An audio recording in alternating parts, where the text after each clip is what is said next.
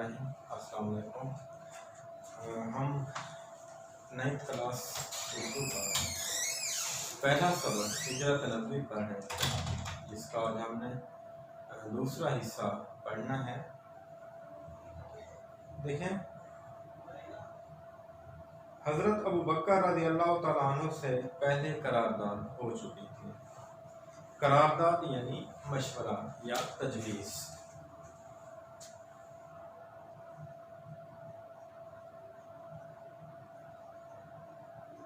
मशवरा या तजवीज़। दोनों साहब पहले जबल सोर के गार में जाकर पोशीदा हो गए। जबल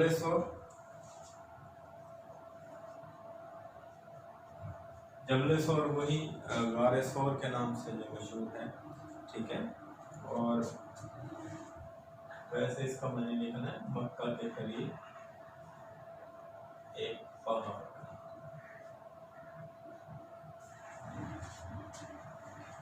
पोशीदा होना, छुप जाना। पोशीदा हो गए यानी छुप गए।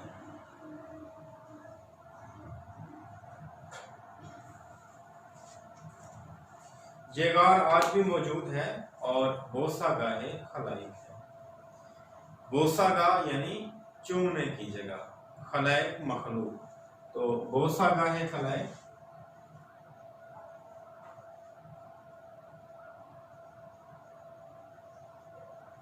मखलूक के चूमने की जगह।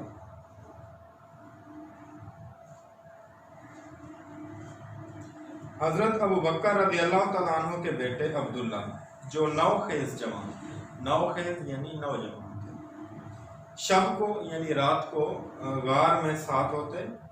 सुबह मुंह अंधेरे शहर चले जाते और पता लगाते कि कुरैश क्या मशवरे कर रहे हैं। मुंह अंधेरे यानी सुबह सवेरे।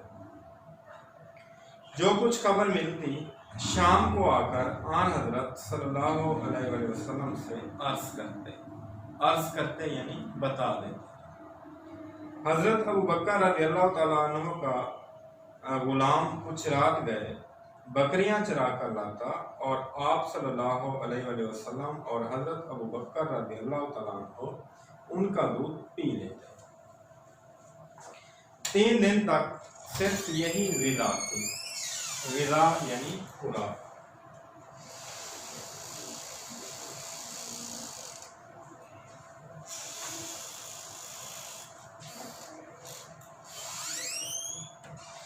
तीन दिन तक सिर्फ यही ग़िज़ा थी। लेकिन इब्न हशाम ने लिखा है, इब्न हशाम एक मुअर्रिख का नाम है। मुअर्रिख कहते हैं तारीख लिखने वाले को। यूं मुअर्रिख लिखते हैं, मुअर्रिख, ठीक है, यानी तारीख लिखने वाला।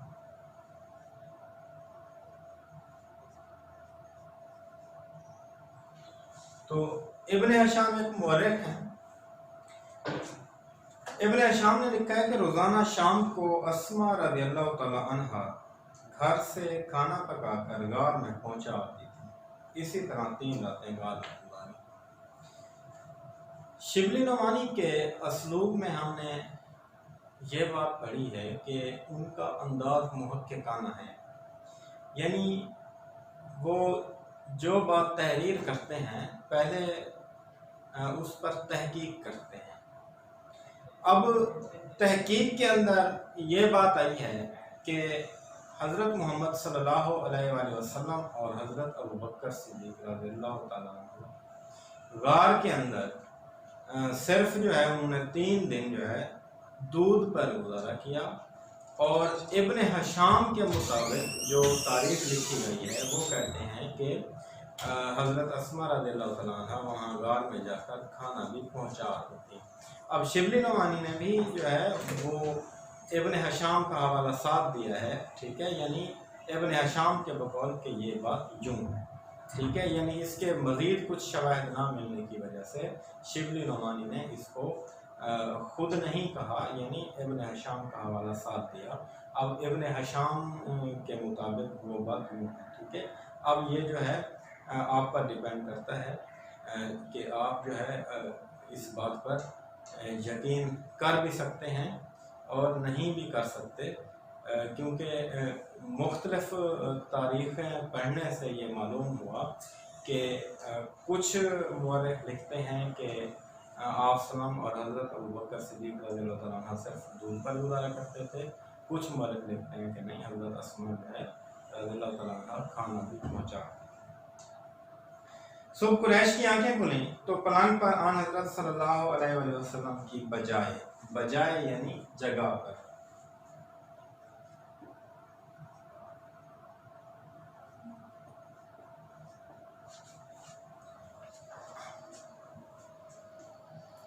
जनाब अमीर थे। जनाब अमीर रज़ियल्लाहु तआला अन्हु यानी हज़रत अली रज़ियल्लाहु तआला अन्हु। ज़ालिमों ने आप रज़ियल्लाहु तआला अन्हु को पकड़ा और हरम में ले जाकर थोड़ी देर महबूस रखा और छोड़ दिया। हरम यानी काबा, महबूस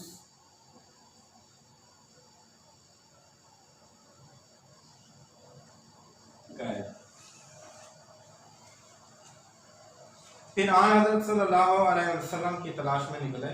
ढूंढते ढूंढते गार के दहाने तक आ गए। दहाना यानी मुंह, गार के मुंह तक जो है वो पहुंच गए। आहट पाकर, आहट यानी आवाज,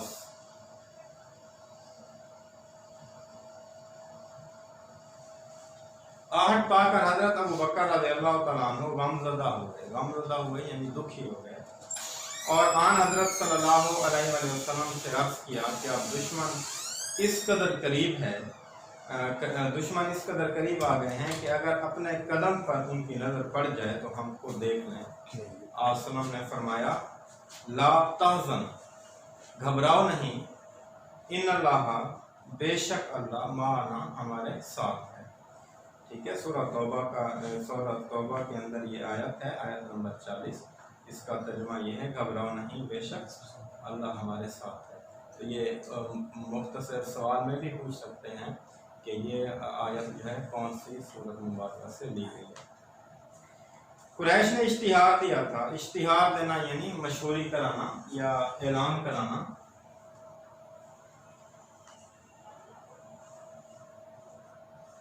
उन्होंने ऐलान करवाया, इश्तिहार दिया कि जो शख्स मोहम्मद सल्लल्लाहु अलैहि वसल्लम को या अबू बकर रज़ियल्लाहु तआला अन्हु को गिरफ्तार करके लाएगा, उसको एक खून बहा के बराबर, खून बहा यानी खून का बदला जो उस वक्त 100 ऊँट था, खून बहा के बराबर इनाम दिया जाएगा। सराक़ा बिन जाशम ने सुना तो इनाम की उम्मीद में निकला। ऐन इस हालत में कि आप सल्लम रवाना हो रहे थे, उसने आप सल्लम को देख लिया और घोड़ा दौड़ाकर करीब आ गया, लेकिन घोड़े ने ठोकर खाई, वो गिर पड़ा। तुर्कश से फाल के तीर निकाले कि हमला करना चाहिए या नहीं। तरकश यानी तीर रखने का कौल।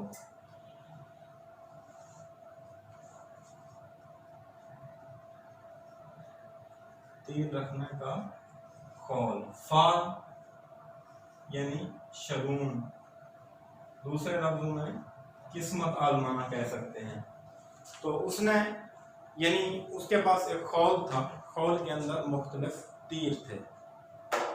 अब उसने जो है अपनी किस्मत आजमाने के लिए जो है वो एक तीर निकालता था और कहता था कि हमला करना चाहिए, फिर दूसरा तीर निकालता था, कहता था हमला नहीं करना चाहिए।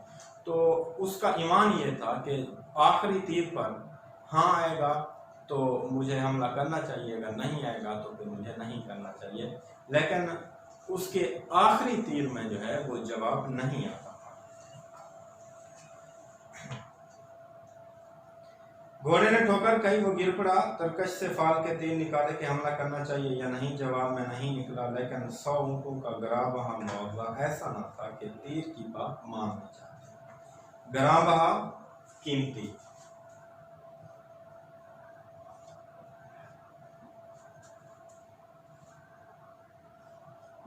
मुआवजा बदला, यानी वो तीर पर ईमान जो है उसने रखा हुआ था और फिर तीर के अंदर भी जवाब में नहीं आया, लेकिन उसके बावजूद जो है 100 ऊँट कोई मामूली सी बात नहीं थी, तो इस वजह से उसने तीर की बात को भी नहीं माना और दोबारा जो है वो आसलम पर हमला करने के लिए उसने घोड़ा बढ़ाया। दोबारा घोड़े पर सवार हुआ और आगे बढ़ा। अब की बार घोड़े के पांव घुटनों तक जमीन में धंस गए। घोड़े से उतर पड़ा और फिर फाल निकाली। अब भी वही जवाब था, लेकिन मुकर्रर तजरीबे ने उसकी हिम्मत पस्त कर दी। मुकर्रर यानी दोबारा, हिम्मत पस्त होना, हौसला हार जाना।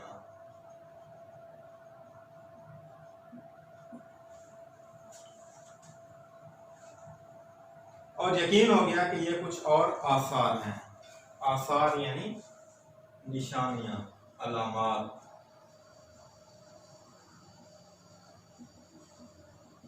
बार बार जब नाकाम हो रहा था और उधर से तीर के जवाब में भी नहीं निकल रहा था, तो फिर वो समझ गया कि ये कुछ और अलामात हैं। आन हजरत सल्लम के पास आकर कुरैश का इश्तिहार का वाक़या सुनाया और दरख्वास्त की कि मुझको अमन की तहरीर लिख दीजिए। हजरत अबू बकर रज़ी अल्लाह तआला अन्हु के गुलाम आमिर बिन फहीरा ने चमड़े के एक टुकड़े पर फरमान अमन लिख दिया। फरमान अमन यानी अमन का फरमान।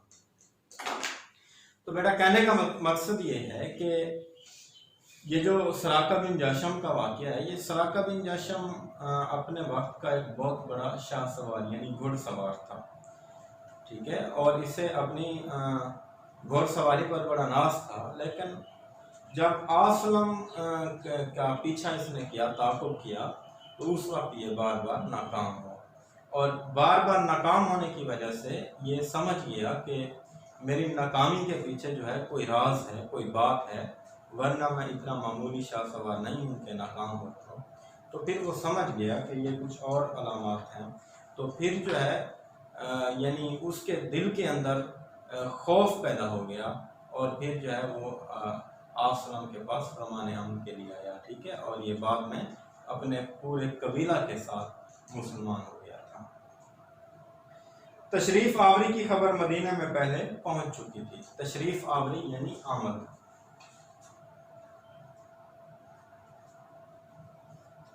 तशरीफ आवरी, आमद।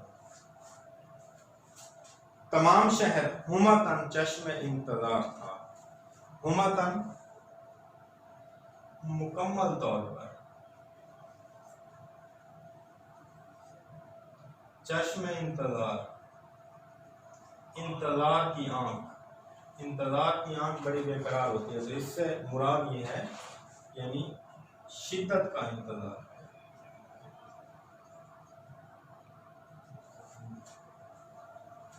मासूम बच्चे फख्र और जोश में कहते फिरते थे कि पैगंबर आ रहे हैं।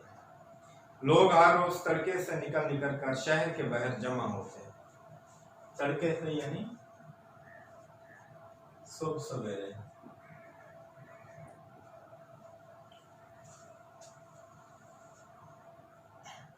और दोपहर तक इंतजार करके हसरत के साथ वापस चले आते हैं। हसरत कहते हैं नाकाम ख्वाहिश को, यानी जो ख्वाहिश पूरी नहीं होती वो मर जाती है, तो बाद में वो हसरत बन जाती है। हसरत यानी नाकाम ख्वाहिश।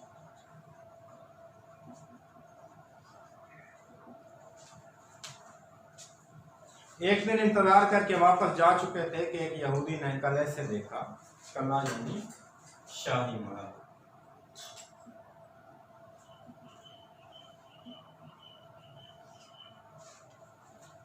और क्राइम से पहचान कर पुकारा। क्राइम यानी अंदाजे से, निशानियों से। अहले अरब, लो तुम जिसका इंतजार करते थे वो आ गया। तमाम शहर तकबीर की आवाज से गूंज उठा। गूंज उठना मुहावरा है, यानी आवाज से गूंज उठना, यानी आवाज से पूर्ण हो जाना।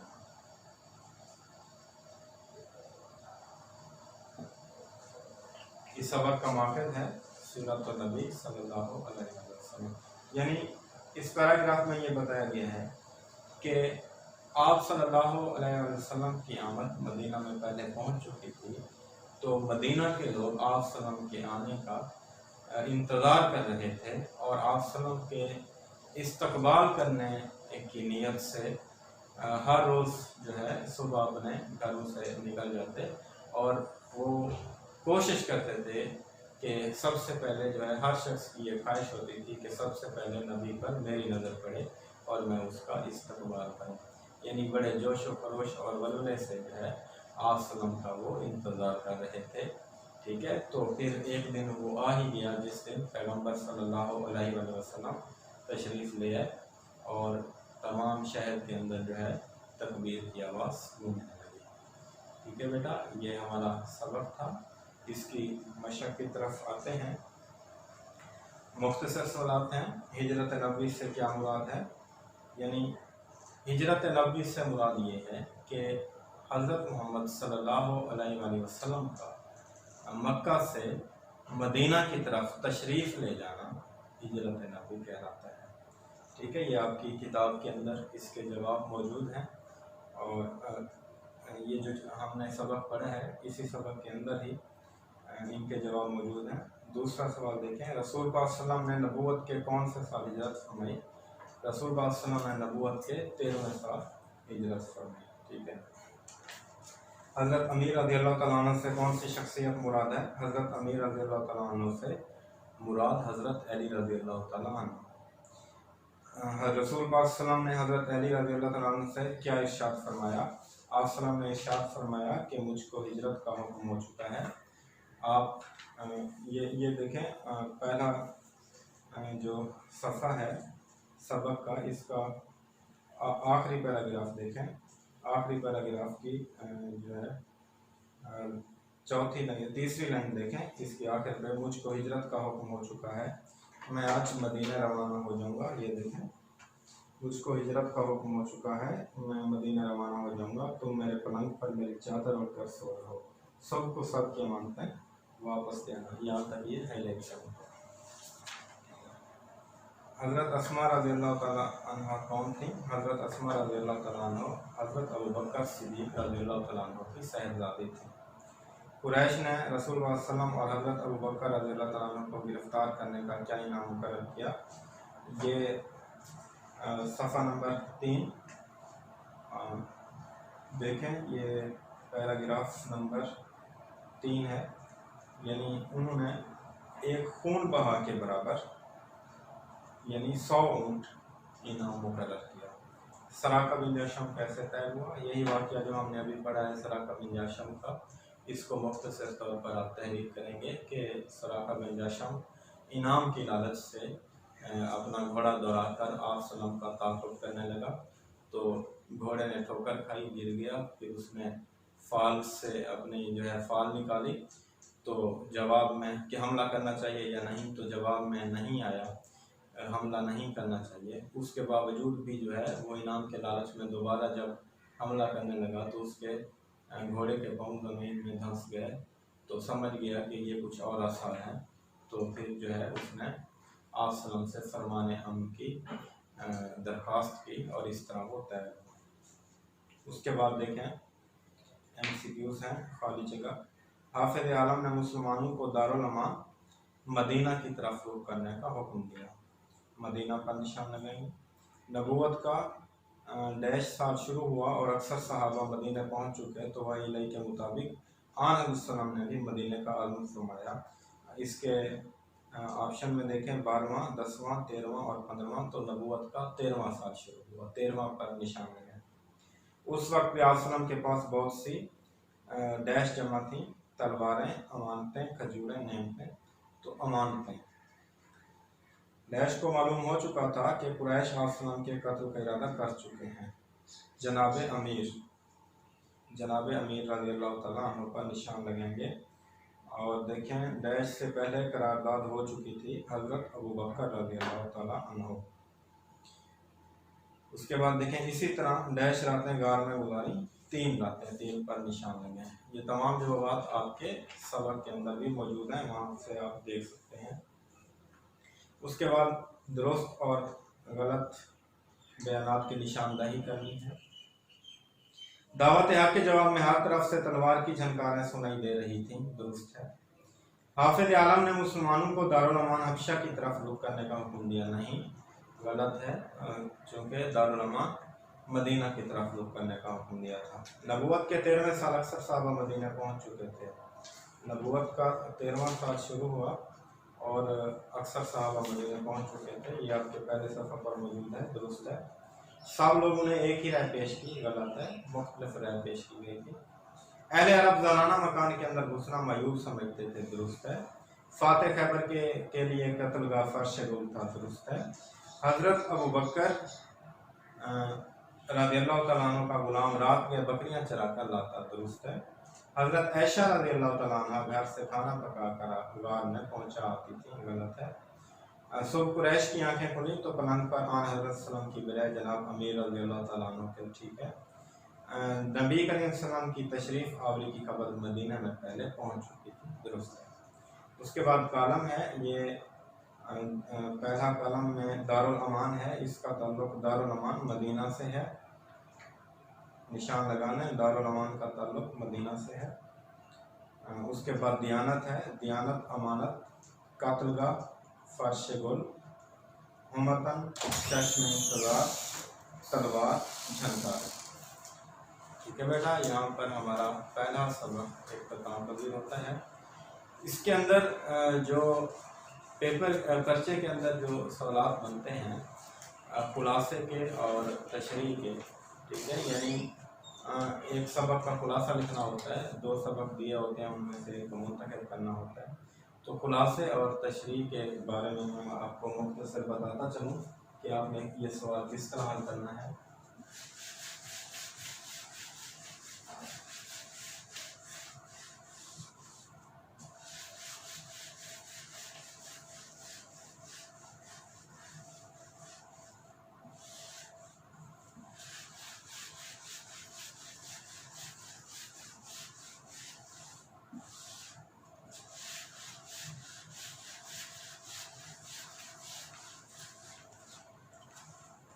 देखिए, खुलासा जो है 5 नंबरों पर मुश्तमिल होता है। सवाल होता है कि किसी एक सबक का खुलासा लिखें, उसके नीचे 2 सबक दिए होते हैं। तो खुलासे के बारे में आपको बताता चलूं, सबसे पहले आप सवाल हल करते हुए सबक का उन्वान लिखेंगे,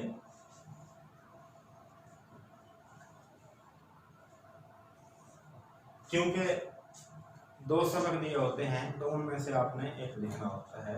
तो जो सबक आप लिख रहे हैं उसका उन्वान लिखेंगे, फिर उसके मुसन्निफ का नाम भी लिखेंगे। मुसन्निफ का नाम जब लिखेंगे आप तो इसका आपको 1 नंबर मिल जाएगा। उसके बाद आप हेडिंग देंगे खुलासा। खुलासे की हेडिंग के बाद आपने जो शुरू करना है तो कोशिश करें कि जिस तरह सबक की पहली लाइन है वैसे ही आपने जो है खुलासे को शुरू करना है, ठीक है। और आपने सबक का खुलासा यूं समझ लें 1/3 यानी तीसरा हिस्सा लिखना है, यानी हर पैराग्राफ को आपने मुख्तसर करके लिखना है। हर पैराग्राफ को गौर से पढ़ें और उसके अंदर जो अहम बातें हैं वो निकालना है और उनको तरतीब के साथ तहरीर करते हैं। जिस तरह सबक की तरतीब है उसी तरह खुलासे की तरतीब होनी चाहिए, छोटे छोटे पैराग्राफ होने चाहिए, ठीक है। और इस तरह खुलासे के अंदर जो है कोई हवाला वगैरह या कोई जैसे शेर वगैरह या हवाला या कोटेशन वगैरह जैसे लिखते हैं तो खुलासे के अंदर वो नहीं लिखना होता, इसके अंदर इख्तिसार से काम लेना होता है, ठीक है। इस तरह ये 5 नंबर का खुलासा होता है। और इसके अलावा तशरीह का जो सवाल है वो भी आप मुख्तसर तौर पर समझ लें। एक पैराग्राफ दिया जाएगा, ठीक है, और उसके अंदर 4 लफ्ज़ों पर निशान लगाया जाएगा, उन पर ऊपर जो है एक ख़त लगाया जाएगा, यानी ख़त कशीदा अल्फाज, ठीक है। और सवाल यूँ इस तरह का होगा कि मदरजा दर पैराग्राफ की तशरीह करें, ख़त कशीदा अल्फाज के मानी लिखें, और हवाला मतन लिखें।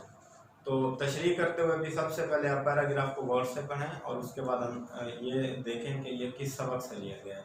तो वो जिस सबक से लिया गया हो तो सबसे पहले आप जो है उसी सबक का उन्वान लिखें। जब आप सबक का उन्वान लिखेंगे तो उसका आधा नंबर आपको मिलेगा।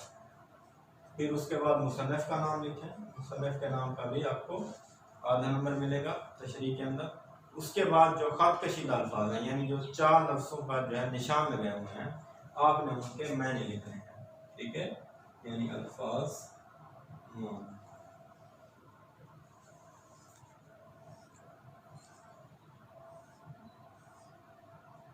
फिर इसके मायने लिखेंगे तो आधे नंबर का एक मायने। ठीक है, तो इस तरह आपके ये 2 नंबर के अल्फाज मायने बने। उसके बाद आप हेडिंग देंगे तशरीह की।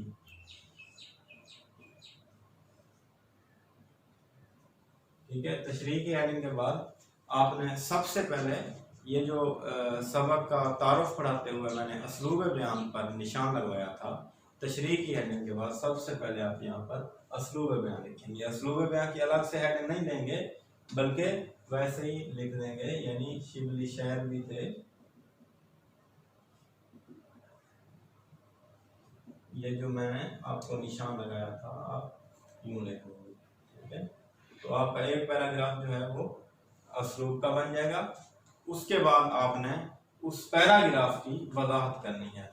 ठीक है, जो आपको दिया गया है तशरीह के लिए, और उसकी वजाहत करते हुए आपने यानी जो बात आपने करनी है वो मुदल्लल करनी है। यानी तशरीह करते हुए जो मैंने आपको नोट्स दिए थे उनके अंदर जो हवाले के शेर लिखे हुए हैं, और इसके अलावा जो है हदीस पाक का तर्जुमा है, आयत का तर्जुमा है, कुरानी आयत का तर्जुमा, किसी दानिश्वर का कौल। ठीक है, वो जो भी हवाले दिए हुए हैं, तो तशरीह करते हुए आप 2 हवाले ज़रूर लिखेंगे। ठीक है, और याद रखें नसर की तशरीह यानी पैराग्राफ की तशरीह करते हुए लाजमी तौर पर नसरी हवाला लिखना है। भले आप हवाले का शेर लिखें, फिर भी लाजम है कि एक हवाला जो है आप नसर का भी लिखें, नसरी हवाला। ठीक है, और उसको आपने मार्कर के साथ लिखना है। तो तशरीह जो है आपने तकरीबन जो है यूँ समझ में कि आपने तशरीह की एक लाइन को 4 लाइनों के अंदर जो है बयान करना है, यानी उसको खोल कर उसकी वजाहत करके बयान करनी है। ठीक है बेटा, हमारा लेक्चर इख्तिताम पज़ीर होता है। अल्लाह हाफिज़।